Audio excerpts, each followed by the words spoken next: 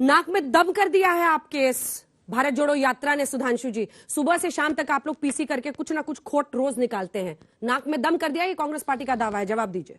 देखिए, मेरा पहले से ही कहना था कि भारत जोड़ो यात्रा का भारतीय जनता पार्टी से कोई मतलब नहीं था। मुख्य विपक्षी दल के रूप में कांग्रेस की समाप्त होती हुई हैसियत को पुनर्स्थापित करने के लिए यात्रा थी। क्योंकि अचानक बहुत सारे विपक्षी दल में नेतृत्व करने वाले दावेदार उत्पन्न हो गए थे। ममता जी हो, नीतीश कुमार जी हो, शरद पवार जी हो, केसीआर तेलंगाना वाले, या नए नवेले अजब अलवेले केजरीवाल जी हो, तो उन सबको एक हैसियत दिखानी थी कि देख भाई, कश्मीर से कन्याकुमारी तक हम तो हैं, आप हैं कहां जनाब। तो सबको आमंत्रित क्यों कर रहे हैं फिर? हाँ, अब बता रहे, इसीलिए तो जो जो यात्रा अंतिम चरण में आई, अब असली उद्देश्य सामने आ गया। दिल की आरजू जुबां पे आई कि भाई अब तो कन्याकुमारी से कश्मीर तक देख लिया, अब आ जाओ मेरे झंडे तले अगर साथ रहना है। और यूं भी समझ लीजिए, राहुल गांधी जी ने आखिरी प्रेस कॉन्फ्रेंस में कौरवों का जिक्र किया था ना, तो महाभारत में भी एक युवराज था जिसकी सत्ता को येन केन प्रकारेण स्थापित करना था। और जब वो युद्ध हार गया था, उसके बाद भी उसकी माता गांधारी पूरी तरह लगी हुई थी कि किसी प्रकार से वह साथ में आ जाए। तो आज इस आधुनिक युग के महाभारत में सारी कौरवी सेना को एकत्र करने का प्रयास किया जा रहा है हमारे अर्जुन यानी मोदी जी को परास्त करने के लिए।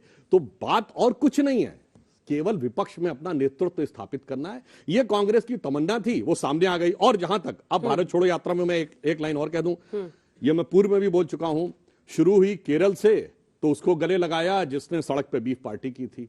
तमिलनाडु में पहुंचे तो उन्होंने कहा कि वो पादरी जॉर्ज पुनैया जो कहता है कि मैं जूते इसलिए पहनता हूं कि भारत की गंदी धरती पे मेरा हाथ पैर न टच हो जाए।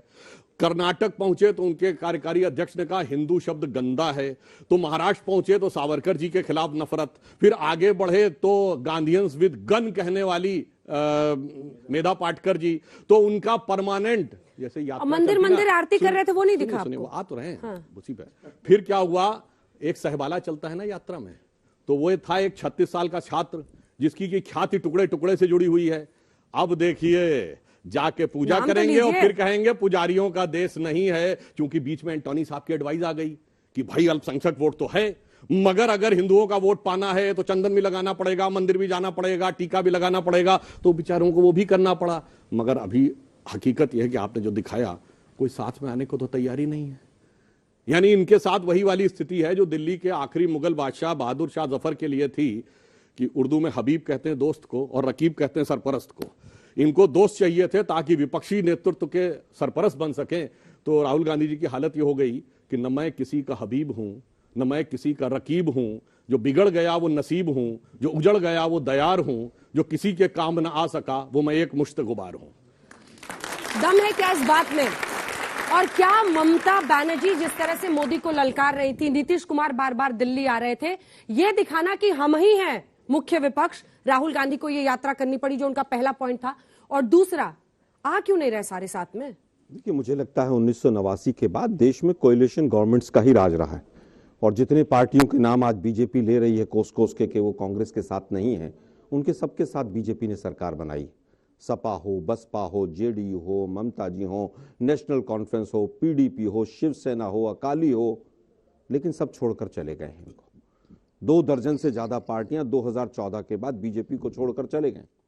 आज इनके साथ शिवसेना, बीजेपी, शिवसेना का एक धड़ा मान रहे हैं आप? शिवसेना का एक धड़ा स्वाभाविक है, जो चाहे इनका प्रॉक्सी है और चाहे जैसे मर्जी वो बना है। उसके बाद आरएसएस और इनके 2 व्यापारी मित्र, इसके अलावा इनके साथ कुछ नहीं बचा हुआ है।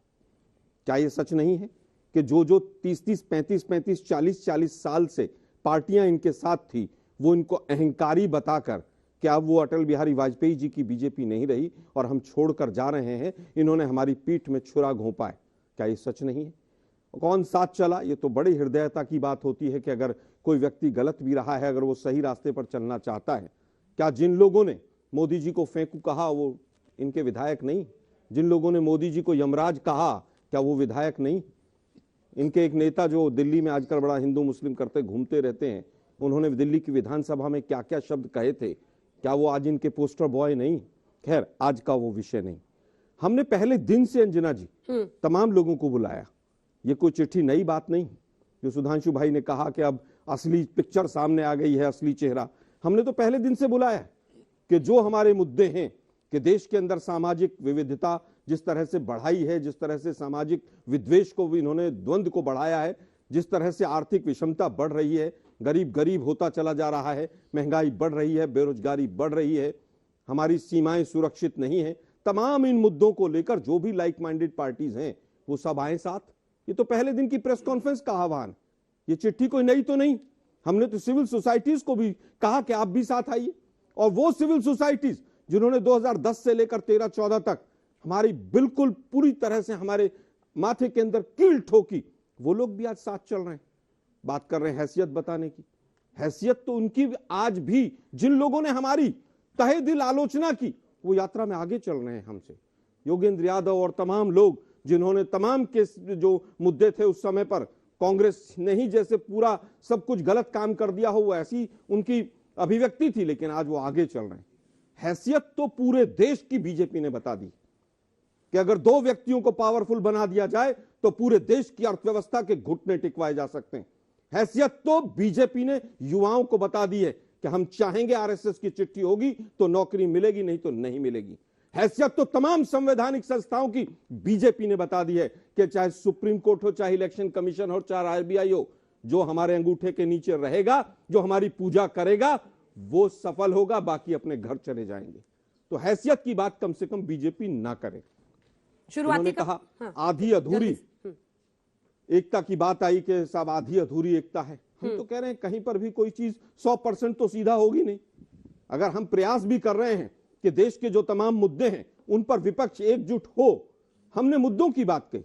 अभी तक कोई प्रधानमंत्री का कौन होगा कौन नहीं होगा 2024 अभी दूर है, लेकिन बीजेपी का विद्वेष जो है जिस दिन से यात्रा चली है, क्योंकि एक्सपोज होते जा रहे हैं, तमाम मुद्दे जनता के बीच में जा रहे हैं, सोशल मीडिया के माध्यम से और डायरेक्ट संपर्क के माध्यम से लाखों लोग साथ चल रहे हैं। पहले कहा कि ये उत्तर भारत में आएगी तो यात्रा फेल हो जाएगी, ये उत्तर भारत में आई तो यात्रा नहीं, ये पूरा काफिला बना और काफिला से भी आंदोलन का रूप ले लिया।